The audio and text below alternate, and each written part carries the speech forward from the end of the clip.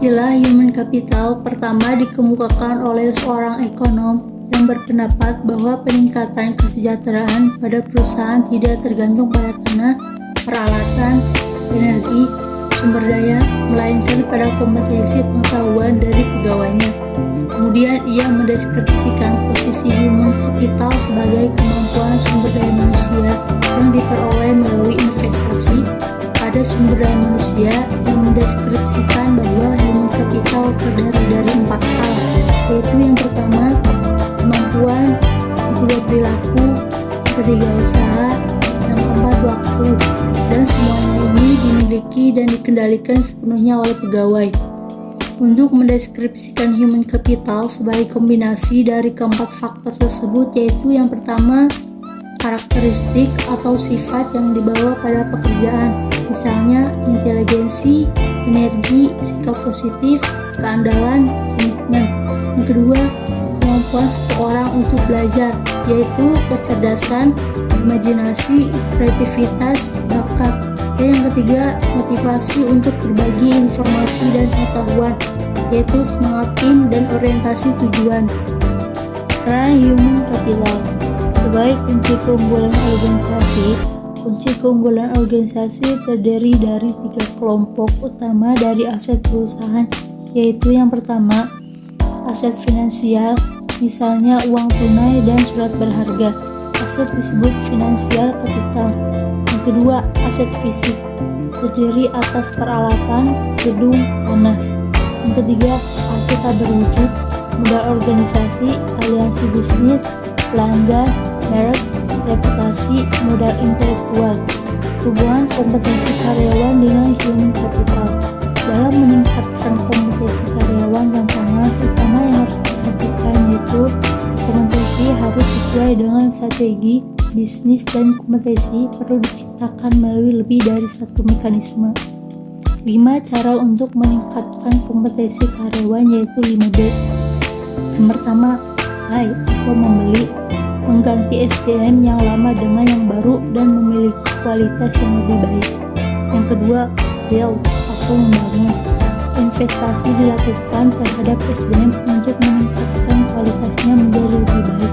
Yang ketiga, borrow atau meminjam, penggunaan konsultasi atau partner efektif memungkinkan berbagi pengetahuan dan desain kerja baru.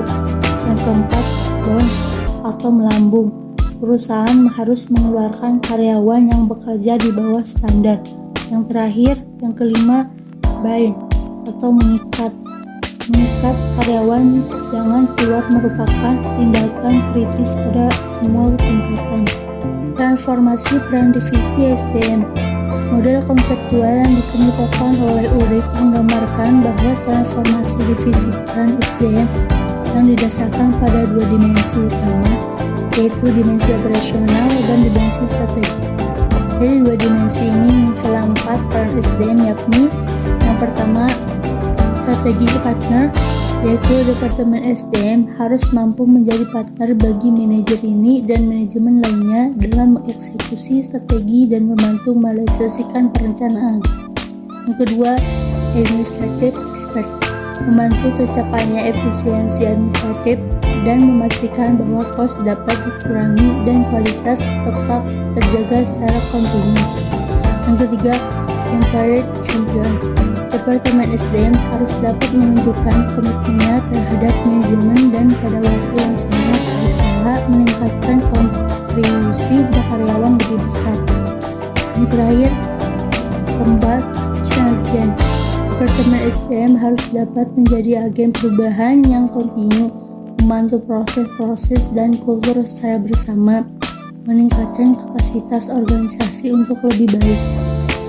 Tingkat kompetensi dalam sistem pengukuran human capital. Tingkat pertama, activities level, yaitu pengukuran aktivitas rutin SDM seperti rekrutmen, pemberhentian, promosi, dan lain-lain untuk syarat laporan internal. Yang kedua, functional level, yaitu kolaborasi dengan unit fungsional organisasi, misal divisi dalam mengukur aktivitas, mengumpulkan dan menerjemahkan data dan mengambil tindakan koleksi. Tingkat yang ketiga, strategic level, yaitu tingkatan analisis tertinggi sehingga dapat memberikan gambaran perusahaan secara penuh, memberikan pemahaman hubungan antar SDM, strategi, dan kinerja. Dari ketiga tingkat kompetensi tersebut, diketahui bagaimana melakukan pengukuran nilai human capital pada ketiga tingkat tersebut, dimulai dari tingkat korporat dalam unit bisnis fungsional. Tingkat terendah yaitu aktivitas dari divisi SDM untuk mengintegrasikan sistem pengukuran tersebut menjadi sistem yang kohesif dalam satu jalur yang terdiri dari 3 tingkat, dan pada masing-masing tingkat terdapat aktivitas yang dapat diukur beserta hasilnya.